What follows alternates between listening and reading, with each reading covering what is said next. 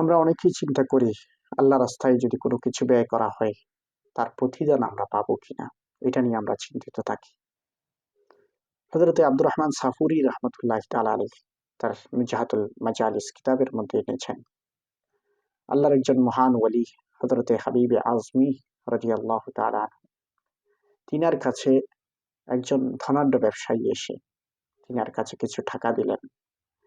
কিতাবে আছে 10,000 দিরহাম তিনাকে দিয়ে বললেন, আমার জন্য একটি সুন্দর বিলাসবহুল গড় কিনে রাখিয়েন, আমি ব্যবসার উদ্দেশ্যে আমি একটু সফর করব। হযরতে হাবিব আজমি রাদিয়াল্লাহু তাআলা আনহু খোরাসানের মধ্যে সেই টাকাগুলো নিয়ে একটি ঘর দেখতেছিলেন। ইত্যবসরে ওই এলাকার মধ্যে একটি দুর্ভিক্ষ দেখা দিল, যে দুর্ভিক্ষের মধ্যে অনেক অনাহার অর্ধাহার থেকে অনেকে মারা যাচ্ছিল। হযরতে হাবিব আজমি রাদিয়াল্লাহু তাআলা আনহু এটি সহ্য করতে পারলেন না। তিনি সেই 10,000 দিরহাম খরচ করলেন মানবতার কল্যাণে। সকলকে খাবার দেওয়ার ক্ষেত্রে তিনি সেই টাকাটা খরচ করলেন।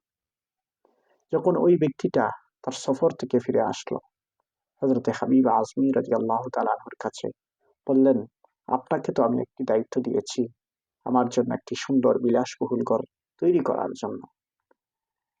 আল্লাহর ওলি হযরতে হাবিব আজমি রাদিয়াল্লাহু তাআলা আনহু বললেন, হে ব্যক্তি, আমি তোমার জন্য দুনিয়াতে কোনো ঘর কিনতে পারিনি, তবে আমি তোমার জন্য রাতে একটি সুন্দর ঘর তৈরি করেছি। আল্লাহর কাছ থেকে কিনে নিয়েছি আমি একটি ঘর, যেই ঘরের মধ্যে জান্নাতি নহর রয়েছে, জান্নাতি নাজলে আমত রয়েছে।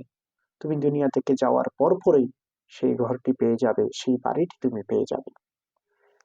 প্রথমে লোকটি একটু রাগ করলেও পরবর্তীতে সেই কথাটি মেনে নেয়। দেখা গেল একদিন ওই ব্যক্তিটি মারা গেলেন। মারা যাওয়ার পর ওই ব্যক্তিটি মারা যাওয়ার আগে হাবিব আজমি রাদিয়াল্লাহু তাআলা আনহুর কাছে আরজ করলেন, হে হাবিবে আজমি, আপনাকে আপনি তো বলেছেন আমার জন্য জান্নাতে ঘর থাকবে, আপনি সেটা একটু লিখে দিন আমাকে, সেটার দলিল দিন। হযরতে হাবিব আজমি আল্লাহর ওলি তিনি লিখে দিলেন, এই নাও তোমার জন্য এটা দলিল, এই দলিলখানা তুমি ইন্তেকালের পরে যখন আল্লাহর দরবারে উপস্থাপন করবে তুমি তোমার সেই ঘর পেয়ে যাবে।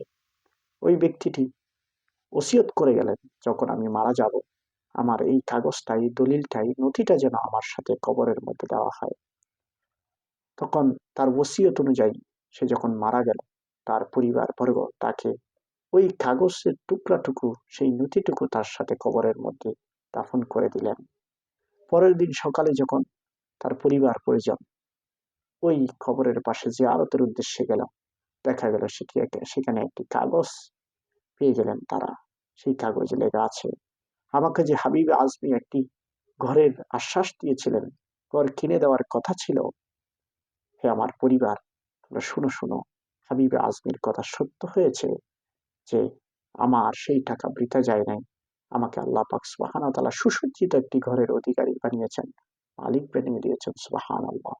সুতরাং আমরা বুঝতে পারি আল্লাহর ওয়ালির এই ওয়াকিয়ার মাধ্যমে আমরা জানতে পারি আমাদের যে সম্পদ আল্লাহ পাক সুবহানাহু ওয়া তাআলা আমাদেরকে দিয়েছেন, সেই সম্পদ থেকে কিছু কিছু হলেও আল্লাহ রাস্তায় আমরা ব্যয় করব। সেই ব্যয়ের মাধ্যমে আমাদের বৃথা যাবে না ইনশাআল্লাহুল আজিজ। এর প্রতিদান আল্লাহ পাক সুবহানাহু ওয়া তাআলা ময়দানে মাহশরে আখিরাতের মধ্যে আমাদেরকে আরো বেশি উত্তম করে আমাদেরকে দান করবেন। আল্লাহ আমাদের সকলকে এই বিষয়ে আমল করার তৌফিক দিক। আমিন। ওয়া আখিরু দাওয়ানা আলহামদুলিল্লাহি রাব্বিল আলামিন। আসসালামু আলাইকুম ওয়া রাহমাতুল্লাহ।